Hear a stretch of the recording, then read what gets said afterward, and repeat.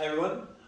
In this video we're going to talk about one of the questions on the green belt test. So if you're an orange belt looking to test for that green belt, it's a question on your test, and it is what part of our foot makes contact in a front kick, a round kick, a side kick, and a hook kick. And we're going to go through that and hopefully give you guys a little bit more detail as to why and how and what we're looking for with those kicks. So first, with a front kick, you got two options. You can use the top of your foot or the ball of your foot. Okay, so the top of your foot is, like it says, the top of our foot. Okay, we can use that part of our foot if we're kicking to the groin. So if we're looking to go between the legs in an upwards motion, we can definitely use the top of our foot. If we're looking to kick anywhere else with a front kick, whether it's the knee, the stomach, anywhere else, you're going to use the ball of your foot to make contact. You could even use the ball of your foot if you're going to the groin. It's just kind of a different angle of attack. Options, so generally we're probably going to use the ball of the foot just because, if somebody's in a fighting stance, or more times than not, there's going to be a lot more openings to use the ball of your foot than there will be the top of your foot. So the top of your foot is limited to mostly the groin, because otherwise you're just going to probably hurt yourself by breaking your toes or not making very good contact. So using the ball of the foot also changes the dynamic of the kick. So the power is going out instead of up. So that's something to think about while you're throwing your kick. If you're going to use the top of your foot when you're practicing, simulating going to the groin, now power does come up and down. But as soon as you change that and you're trying to use the ball of your foot, you want to think of that as almost like a stomp outwards, in a way kind of like a side kick with the ball of the foot extending out. After that, we go into a round kick, and it's actually going to be the same parts of our foot, either the top of the foot or the ball of our foot. Most of the time we're going to use the top of the foot.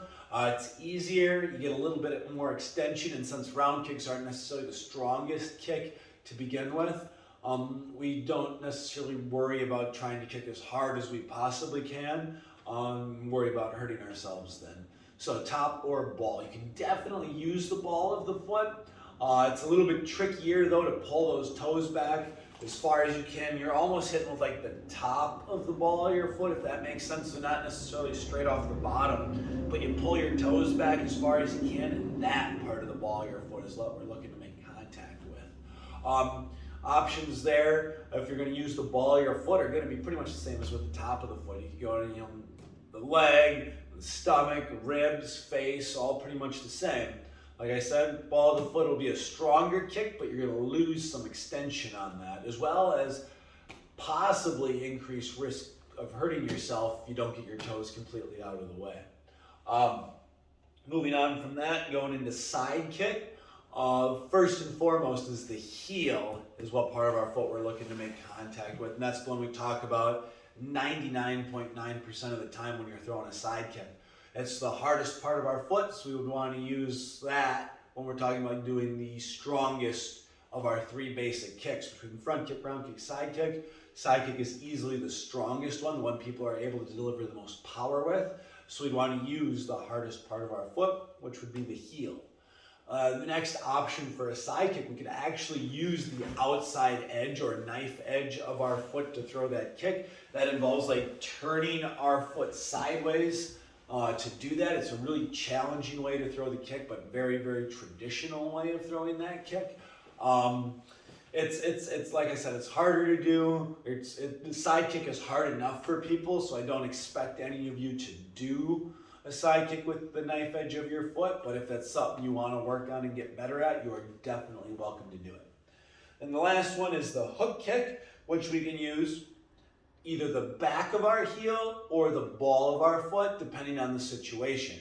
If you feel that a hook kick is a wise choice for you and you're in a self-defense situation, you should definitely use the heel, because once again, it's a hard part of your foot. And most hook kicks will be thrown off of a spin, so you're going to generate a lot of power, generating the potential to knock out your attacker, like is done in full contact sparring. A lot of times hook kicks and spin hook kicks are used to do that, and people do get knocked out in tournaments and whatnot off of those techniques. For our purposes, if you were to throw it in sparring, because we do light contact point sparring, we're looking for speed. We're looking to get in and out as fast as you can. The ball of your foot would be a fantastic option there because you get that extra reach. If you throw it a little bit too hard and do end up making contact when you're not supposed to, or a little bit harder contact than you want to, because your foot bends if you use the ball of your foot, less likely to hurt your partner then. So that kind of covers our basic kicks. Hope that helps. If you have any other ideas for future videos, please let me know. Good luck practicing.